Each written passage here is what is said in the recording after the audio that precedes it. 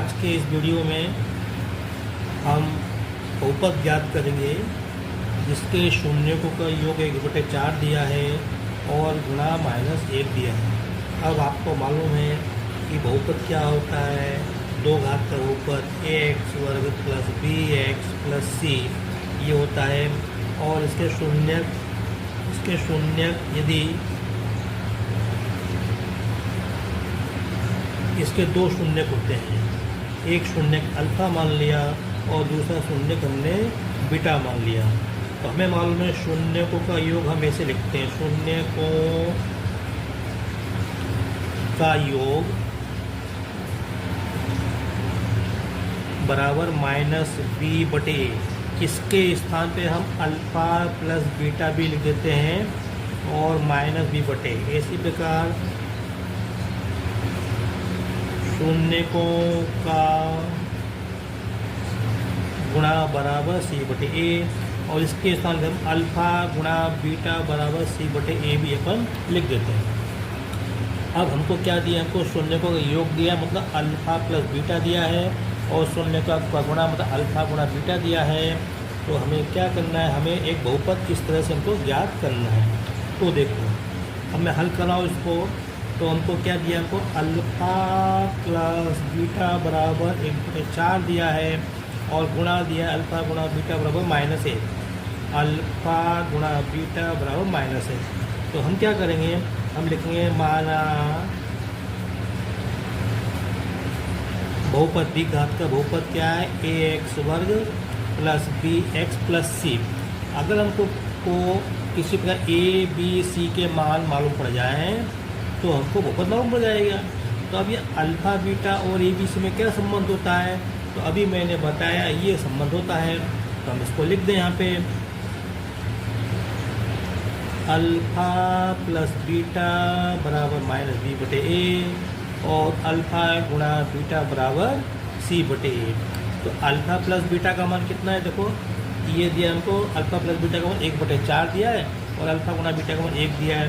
तो इसके स्थान पर रखो 1/4 बराबर -b/a और इसके स्थान पर रख दो -1 बराबर c/a। अब देखो यहाँ पे हर में 4 है, इधर 1 है,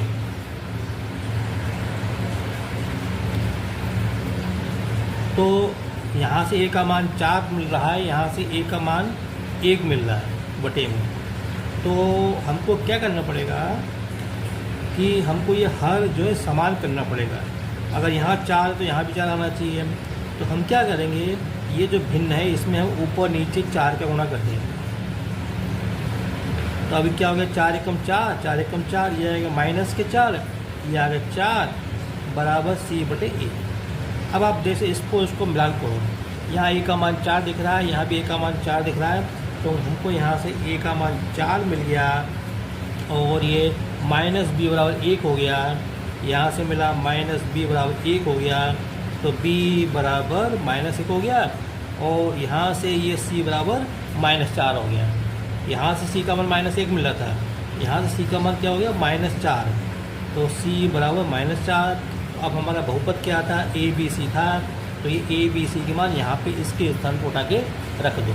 तो रख देता हूँ मैं यहाँ पे, a के स्थान पे 4 लिखा है, ये x वर्ग और b के स्थान पे -1 लिखा x और c के स्थान पे -4 रखा, इसको हमने ऐसे लिख दिया 4x वर्ग -x और -4। ये हमारा बहुपद बन गया, ये हमारा उत्तर है। तो जब हमको किसी बहुपद के शून्यकों का योग ये दिया था और गुणा ये दिया था, तो हमारा बहुपद क्या होगा, ये होगा। अगला प्रश्न देखते हैं, योग दिया है 1 और गुणा दिया 1। योग किसका, शून्यकों का योग, मतलब अल्फ़ा प्लस बीटा बराबर 1 और अल्फ़ा गुणा बीटा बराबर 1।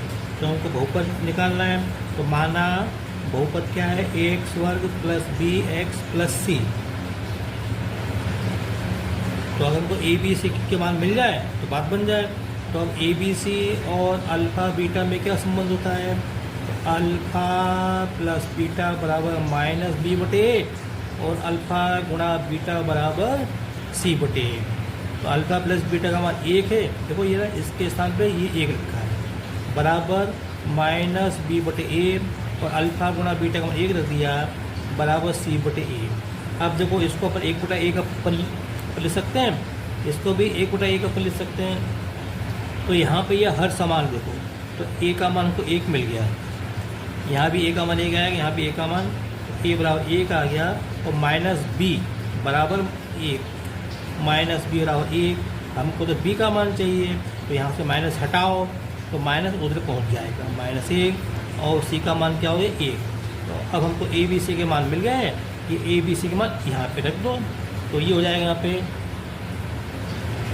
यहाँ पे रखेंगे, तो 1x वर्ग और प्लस माइनस 1x और प्लस 1, इसको अपन सिंपली x वर्ग माइनस x प्लस 1 हम लिख सकते हैं। तो ये हमारा उत्तर हो गया। ये हमको बहुपद निकालना था, हमने बहुपद ज्ञात कर लिया। अब शून्य को योग 4 दिया है, शून्य का गुणा 1 दिया है, तो फिर वह इसको अपन क्या लिखेंगे, अल्फ़ा प्लस बीटा बराबर 4, इसको लिखेंगे अल्फ़ा गुणा बीटा बराबर 1 लिखेंगे, और फिर हम ये लिखेंगे अल्फ़ा प्लस बीटा बराबर क्या होता है, ये होता है माइनस बी बटे ए, और अल्फ़ा गुणा बीटा बराबर क्या होता है, ये होता है, ये हमको दिया है और ये हमको मालूम है, ऐसा होता है।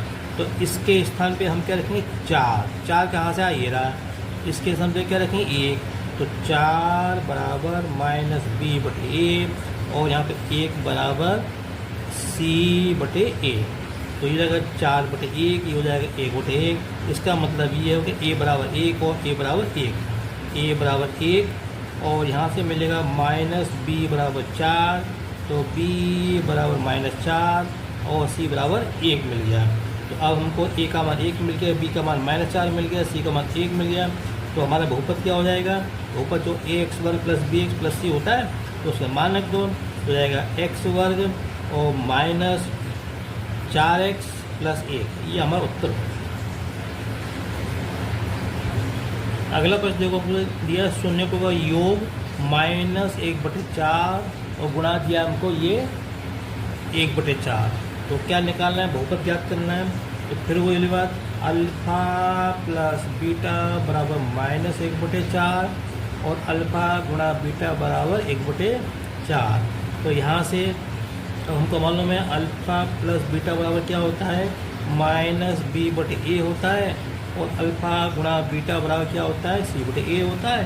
तो इसका मान कितना है, देखो ये रहा माइनस 1/4, तो इसके स्थान पे क्या रख दो, माइनस 1/4 बराबर माइनस बी बटे ए, और इसके स्थान पे क्या रख दो 1, इसके स्थान पे रख दिया हमने 1 बराबर सी बटे ए। अब देखो यहाँ पे 4 आ है, और